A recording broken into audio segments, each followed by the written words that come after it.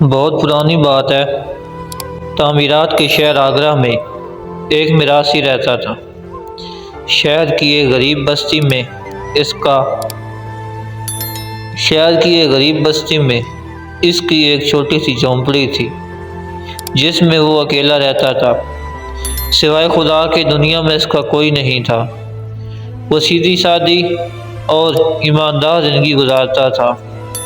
حاضر جوابی اس کی خصوصیت اور گانا بجانا اس کا پیشہ تھا۔ چنانچہ گانا بجانے سے ہی اپنا پیٹ پالتا تھا۔ گانا بجانے سے اسے 4 پیسے مل جاتے تو کھا لیتا، ورنہ بھوکا ہی سو جاتا۔ ایک بار وہ دن بھر شہر کی گلیوں میں گانا بجاتا رہا، لیکن کسی نے 1 پیسہ تک نہ دیا۔ رات کو اپنی جھونپڑی میں آیا اور بھوکا ہی سو گیا۔ اگلے دن صبح پھر گانا بجانے نکلا۔ وہ سارا دن آگرہ شہر کی گلیوں میں گھومتا رہا اور اپنے فن کا مظاہرہ کرتا رہا، مگر اس دن بھی وہ خالی ہاتھ لوٹا۔ نہ کسی نے 1 پیسہ دیا اور نہ ہی کھانے کو کوئی چیز۔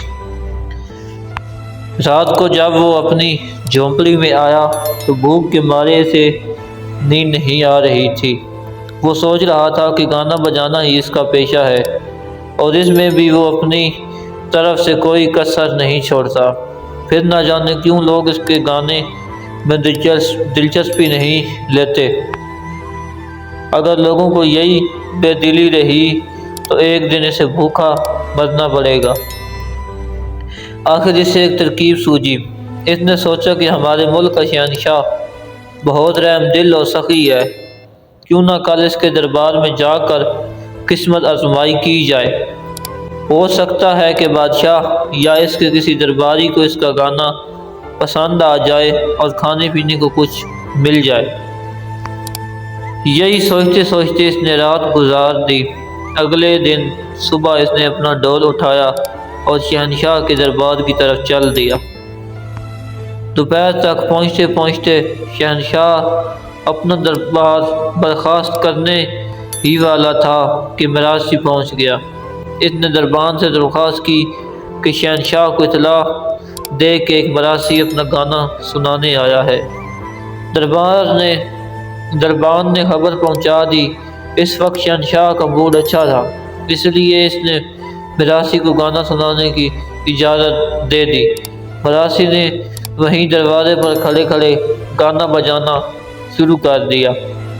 شہنشاہ کو اس کا گانا اتنا پسند آیا کہ وہ کافی دیر تک سنتا رہا۔ گانا سنتے سنتے اچانک شہنشاہ کو یاد آیا کہ میراثی لوگ تو بڑی مزاحیہ اور حاضر جواب ہوتے ہیں، کیوں نہ آج اس کی حاضر جوابی بھی آزمائی جائے۔ شہنشاہ نے اسے اندر بلایا اور گانے کی تعریف کرتے ہوئے کہا، ارے میراثی، تم تو چھپے رستم نکلے، اتنا اچھا گانا بجانا آتا تھا تو پہلے کیوں نہیں آئے؟ تمہارا فن واقعی انعام کے لائق ہے۔ شہنشاہ نے میراثی سے پوچھا، میرے سر پر تو اتنے گھنے بال ہیں، لیکن میری ہتھیلیوں پر بال کیوں نہیں ہیں؟ میراثی پہلے تو شہنشاہ کی زبان سے انعام کا لفظ سن کر خوش ہو گیا تھا، جھک کر بولا، حضور آپ بہت سخی ہیں، ہر وقت سخاوت کرتے رہتے ہیں اور لوگوں کو اتنا دیتے رہتے ہیں کہ دیتے دیتے آپ کی ہتھیلیوں کے بال غائب ہو گئے۔ شہنشاہ یہ جواب سن کر بہت خوش ہوا اور بولا، اچھا چلو یہ تو ٹھیک ہے، میری ہتھیلیوں کے بال تو خیرات دے کر گھس گئے ہیں، مجھے یہ بتاؤ تمہاری ہتھیلیوں پر بال کیوں نہیں ہیں؟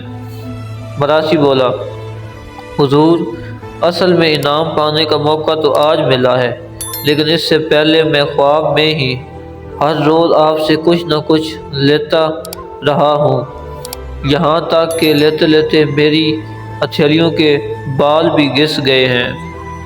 شہنشاہ میراثی کا یہ جواب سن کر اور بھی زیادہ خوش ہوا، پھر دربار کی حاضری کی طرف اشارہ کرتے ہوئے پوچھا، اگر یہ بات ہے تو ان سب درباریوں کی ہتھیلیوں پر بال کیوں نہیں ہیں؟ مراسی نے فوراً جواب دیا، حضور جب بھی آپ کسی کو کچھ دیتے ہیں تو یہ سب لوگ حسرت اور ارمان سے اپنی ہتھیلیاں ملتے رہتے ہیں، اس لیے ان کی ہتھیلیوں کے بال بھی گھس گئے ہیں۔ مراسی کی عرض جوابی سے شہنشاہ بہت خوش ہوا۔ اس نے کہا، تمہارے گانے بجانے اور عرض جوابی نے ہمارا دل خوش کر دیا ہے۔ اسی خوشی میں ہم تمہیں ایک ہاتھی انعام دیتے ہیں۔